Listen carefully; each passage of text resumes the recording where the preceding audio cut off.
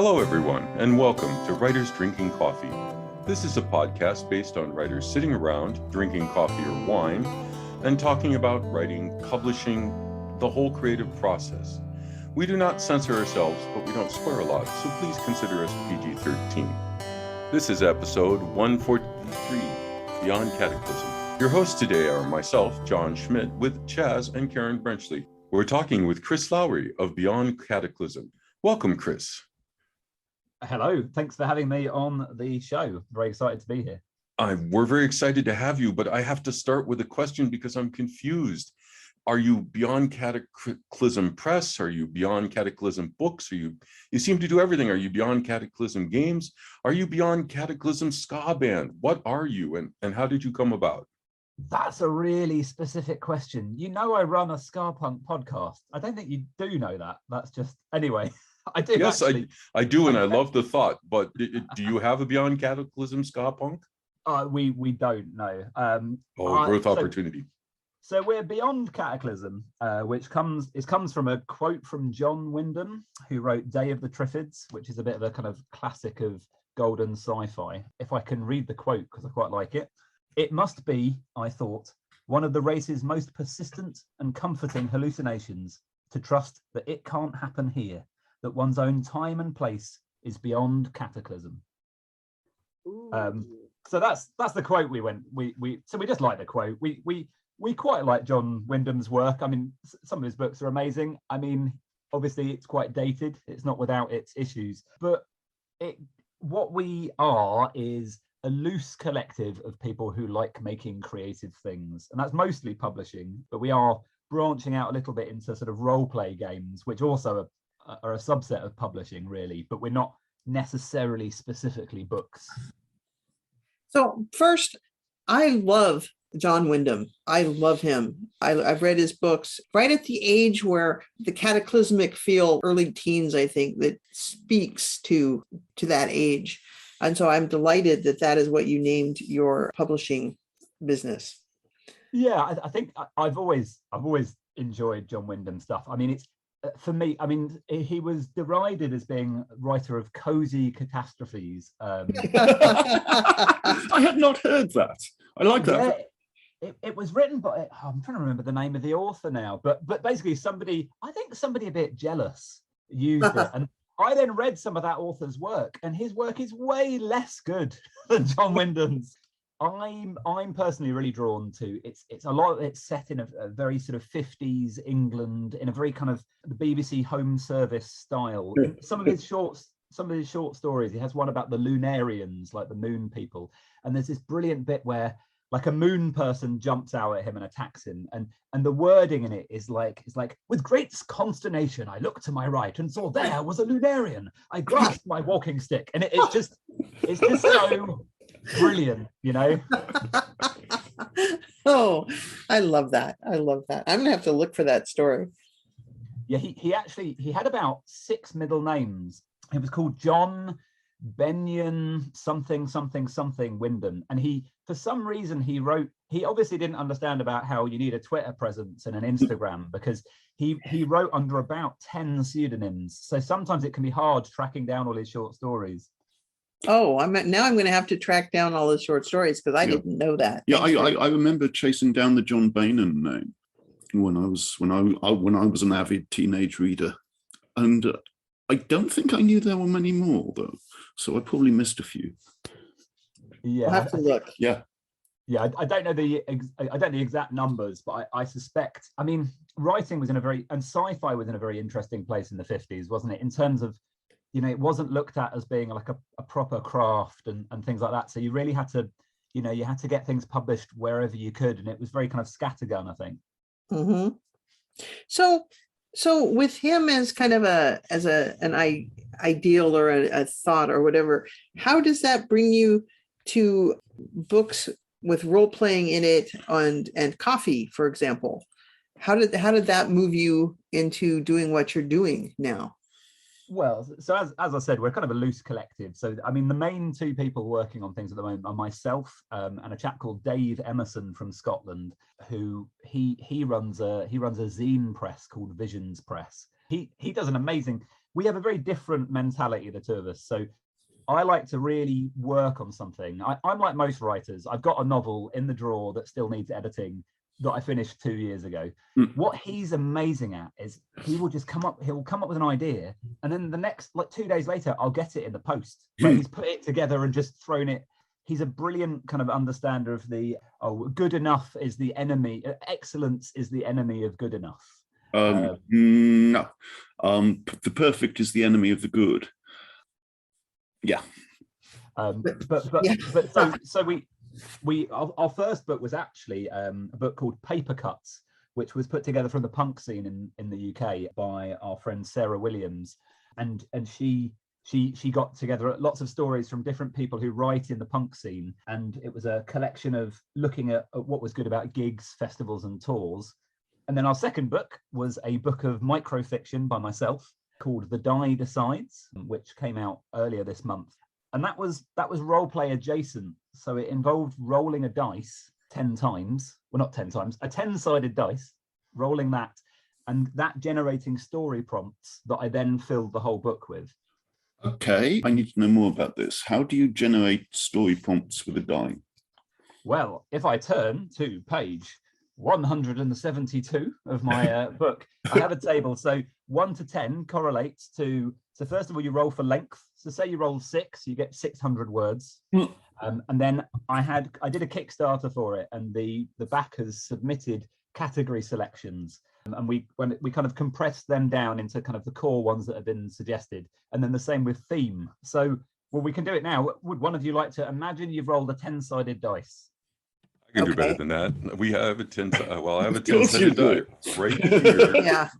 So let's go with that 6 for the first one. For our second one, 10. Okay, and one more. 4. So we're doing 600 words on cookery with the theme of survival. Oh, Chaz. Magnificent. Chaz, that's you. That's you. You must do one.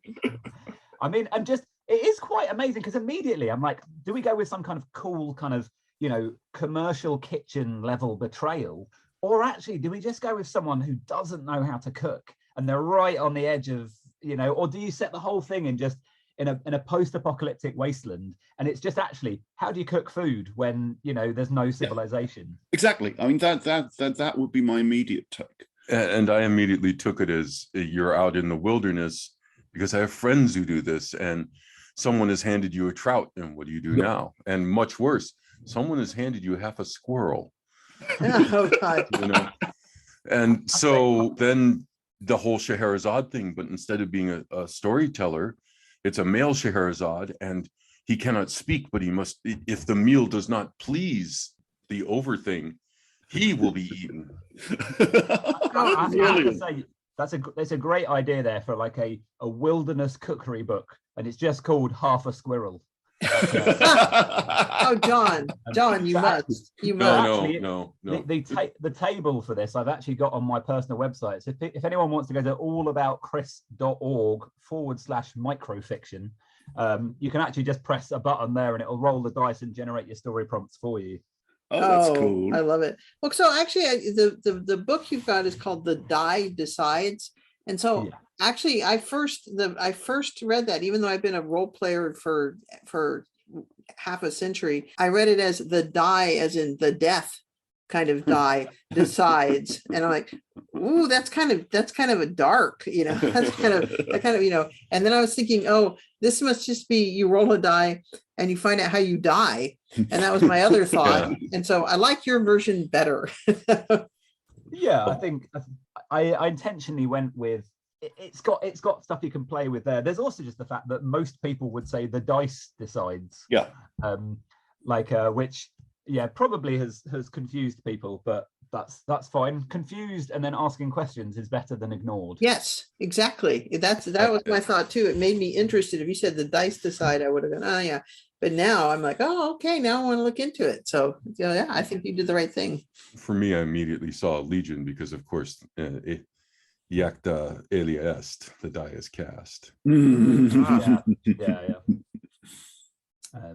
But yeah, so anyway, so that's one thing. And then what we're working on now, we've got we've got two projects on the go. So we've got Tyrannosaur Inside is a role play setting. So you can drop it into. It's not a standalone game. It works in any role play game setting that you're sort of comfortable with, really. But it's a story about a huge giant Tyrannosaurus suddenly lands in your village, and you need to go inside it to destroy it. Okay. So you have to be eaten by it. Well, there's other ways into a Tyrannosaurus, but do we really want to contemplate those? Let's go back to half a square. Although it might be, so is it a real Tyrannosaurus, or is it a mechanical Tyrannosaurus? So I really enjoyed, I think what is nice about role play games is there's a suspension of disbelief that is stronger than in a story. So in role play called a hex crawl, which is where you have hexagons, and each hexagon is a different place. So often it would be a map, and you'd have like, here's the town, here's the forest, and here's the desert, and each hex is one of those. So I enjoyed the pun of a T-Rex crawl, like a hex crawl T. But with that, there's an acceptance, especially because it's very clearly billed as something that's quite silly. It means that I can go from, one of the rooms is incredibly sci-fi and high tech and is obviously the inside of some kind of mechanical contraption. And then the very next room is a huge glolloping thing full of intestines. And if you did that in a book and you had a chapter where they walked through the door and it was that, it would be quite a hard sell, I think. But whereas in a story, you already know it's, there's T-Rexes inside smoking cigarettes, and there's a drone copter that is a T-Rex attached to a drone. Like, there's lots of quite silly things in it that are just fun, and you're kind of allowed to have fun at them and then enjoy being murdered by them or whatever takes your fancy. Great. That sounds like fun. It really does. I'd like to ask about your other endeavor, although I'm fond of T-Rexes in many forms, especially since there's one that's been stripped by flamingos quite near to us here in Silicon Valley. Coffee is everywhere and eternal, and we talk about coffee, we drink coffee, but you are publishing a book about coffee. Can you tell us about that? Well, it's all about the gimmick. That's the key to these things. So we had the idea of making a bag of coffee with its own ISBN number called ISBN Coffee. And partly that's to support a really nice local coffee shop that we've got called Dick's Bean Bar. But in doing that, we had a look into the specification for ISBN numbers and discovered it's very clear that it has to be on a printed work, and that you can't just put it on your dog or something like that. And so we realized that we could be cheeky, and by publishing a companion book with the bag of coffee, could then put the ISBN number that is on the book onto the coffee. And that gave us a really real excuse to just have a really fun book that is just all about celebrating the art of coffee, the time that you have with coffee. So some people love coffee for the flavor, or for the pretentious attempts at saying they can smell strawberries in it, or that sort of thing. I enjoy coffee, but I really enjoy the process, and just the kind of, I mostly drink decaf, but actually I still think it's a really important part of my waking up process is just grinding the coffee. And I find All right, so what do you use? Are you a French press person, pour over, espresso? Oh, no. I went down a deep rabbit hole when lockdown hit. So we were homeschooling 3 children, and quite quickly they all ended up drinking coffee too. And so I was making 5 cappuccinos every morning, and I had an espresso machine, but it was very much like a cheapo consumer. It was I think it cost me about 30 quid, so about $40. And it just couldn't cope, really. So I was spending about 40 minutes making coffee. And so that meant it was completely reasonable for me to say to my wife, look, if I go and buy a second-hand commercial espresso machine, I'm basically saving us money. Yes. And she looked at me with an expression that said very deeply that she understood that I was talking nonsense, but nevertheless gave me permission. So I have it's an Italian, it's a Bezzera machine. Nice. And it's a little bit lovely. It's quite a small one, but it can whip out quite a few coffees. So speaking as a wife, you have a very understanding one, but I also want to know how you managed to homeschool 3 highly caffeinated children. Well, I mostly drink decaf, so that helps. But Yeah, it hasn't really come up. The only time that caffeine has been a huge problem recently was we did a coffee testing for the book for art, and we needed to decide which coffee we were going to provide, that was going to be in the bag of ISBN coffee, and so Dick's Bean Bar did a brilliant thing for us. They gave us, what did they give us? They gave us a cheapo blend. They gave us a kind of a signature single origin, and then they gave us a really fancy, pretentious single farm. So it's not even just single origin, it's from from one specific farm. Yes. The plants have names. Yeah, exactly. Yeah. And and they're sung a particular song at bedtime each night. And we did it was still in lockdown when we were doing that, and so we did a blind.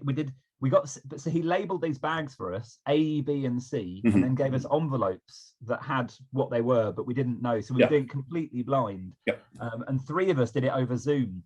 But as part of that day, we each drank 12 double shots of coffee in the space of about 45 minutes. And oh my God. Really wired. Yeah. So which one did you choose? Oh, we actually, interestingly, it was a nice one because we all did it blind and we all chose the same one, which was quite lovely. Of the 3 of us, we all went for a Cuban Serrano. Was number B, or letter B. Yeah. Cool. How are you going to deal if this book coffee package becomes a huge and unexpected hit? If you go viral, how are you going to manage distribution of thousands of packs of coffee? Wow. I mean, I'll be honest, I don't necessarily have an answer for you right now, but I think it would be a good problem to have, wouldn't it? Oh, love this. Yeah, I think if that does become I think when we get to the point of, we'll probably do something crowdsourced to kind of generate a bit of interest and just kind of finalize a launch date and that sort of thing. And if, I think we'll include worst case estimates of if we get 1,000 people buying it, then we might have to provide a bit of a delay. You might have to wait an extra couple of months for your bag of coffee so that it arrives fresh and that sort of thing. But I think it'll be doable. I love it. I love this whole project.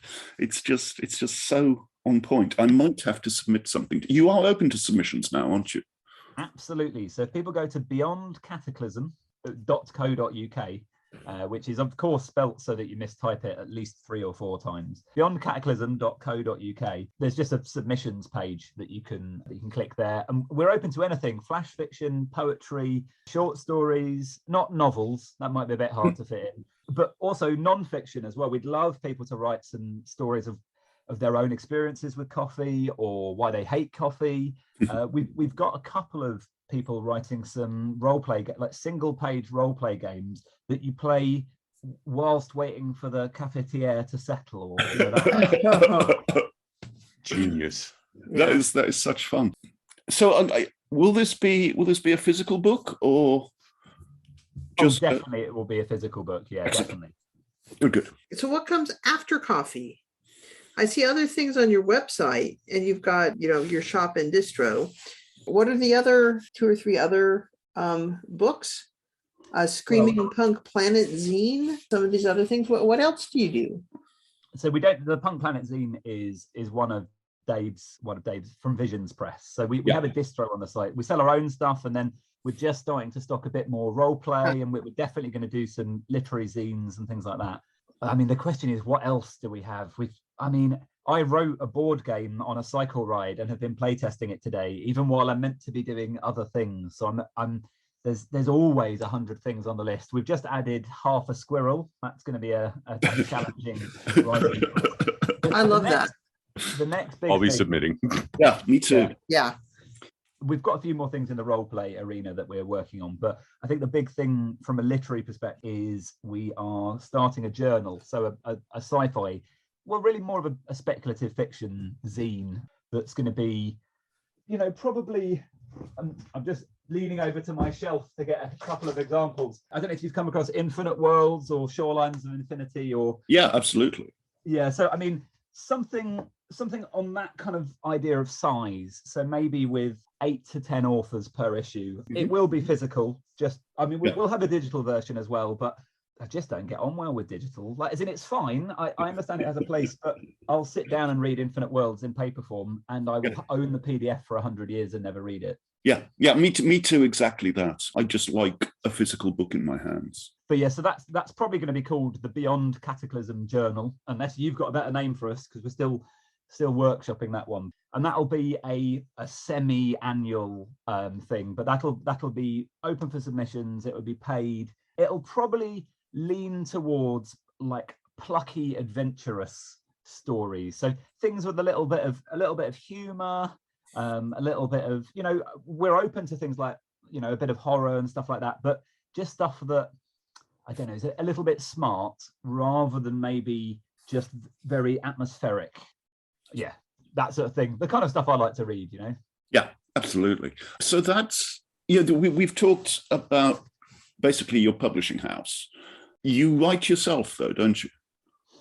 Yes. So I wrote The Die Decides over the last year. Yeah, sure. I actually loved it. So I hadn't really written much flash fiction for starting the project. I've written a few just to kind of get my eye in, and I've had a few good reviews, which has been nice. I think it really, I'm sure you've come across the Stephen King kind of classification of writers as planners or seat of the pantsers. Yeah.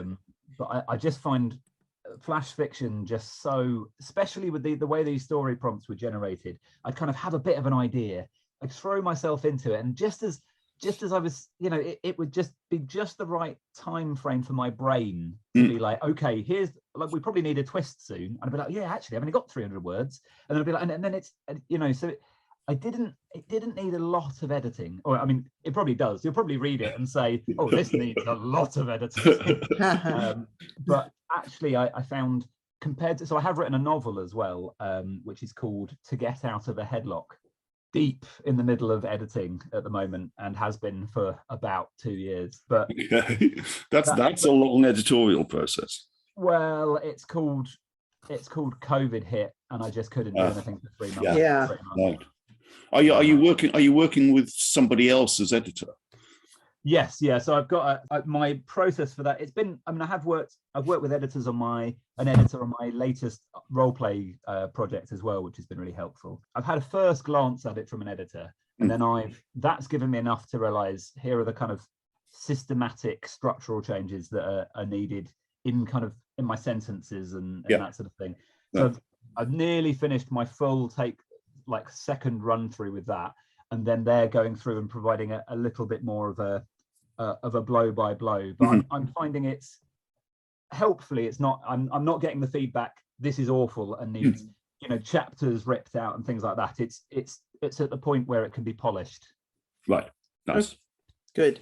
And of course, the polishing run is always the thing you put off the most, because it's so tedious. I love polishing. I hate dismantling and reconstructing. Yeah. But I love that final polish. Yeah, I do. It has been wonderful. Has been wonderful doing that. There's a chap called Tim Clare who does a podcast called Death by a Thousand Cuts. Oh, I forgot that, yeah. Which is really, I mean, he's very, very funny. He's horribly sarcastic and uses some fairly disgusting but completely brilliant metaphors in his. But he takes people's first page of work and kind of rips them apart and restructures them. But not in a horrible way. People submit them, so it's voluntary. Okay. Yeah. But he does it in a. Yeah, he does it in a very insightful way. Which, so the one bit I'm not settled on is my first page. That definitely needs work. My real love in writing is research. Actually, I like writing fairly hard sci-fi. So I recently submitted something to Hexagon magazine, which of course got rejected. But it was about a wooden spaceship. Okay. Cool. Like a spaceship completely made of wood, and because it was flash fiction, I didn't need to explain why it had to be made of wood, which was good. But as part of that, I did loads of, the amount of reading I did for a 1,000-word story was ludicrous, but some of the stuff was amazing. Like, so if you put a wooden spaceship in, so first of all, what do you think the temperature is? if you went into space a mile outside of the atmosphere, what do you think the average temperature out there is? In the sun or in the shade? Yeah, well, what's the average temperature? No clue. So most people have guessed, minus 100 degrees Celsius, or probably like 150 Fahrenheit, or in Kelvin, sort of about 100, 150. The actual answer is about 10 degrees Celsius. So it's above the freezing point of water, because obviously most of the time it's not in shade, because the Earth isn't as big as how much the sun is, but it actually, although that's an average temperature, it actually goes from minus incredibly low to plus 150 degrees. So it's a big swing.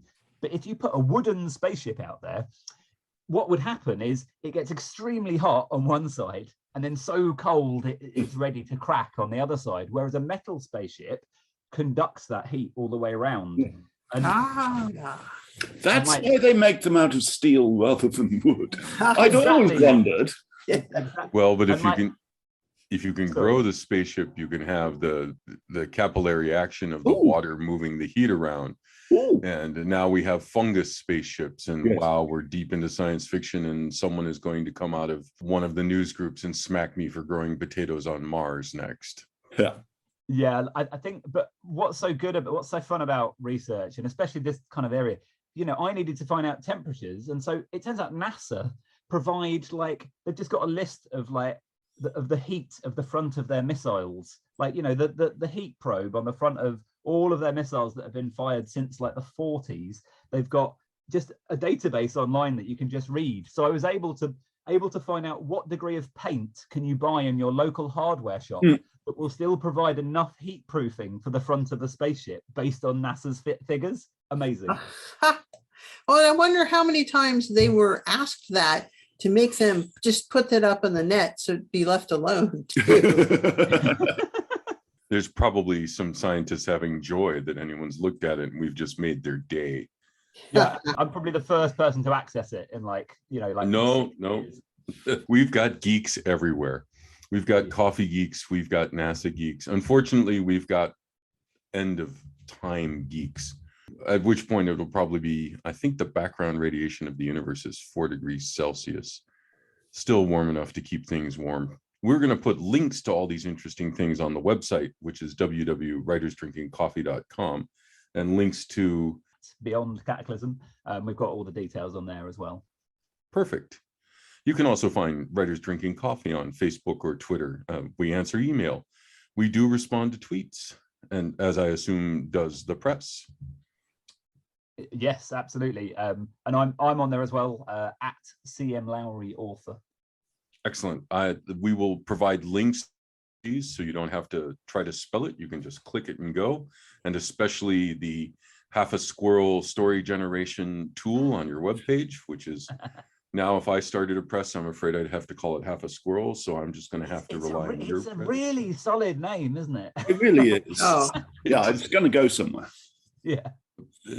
And you have been listening to Writers Drinking Coffee and talking about Half a Squirrel, a labor of love and enthusiasm put together by the hosts. Our main web support magic is brought to you by Deirdre Schween, and our sound engineer and backup web spider is Dave Welsh. Our sponsor today is ISBN Coffee, which you should submit to, which is on the web. We also like your local coffee shop.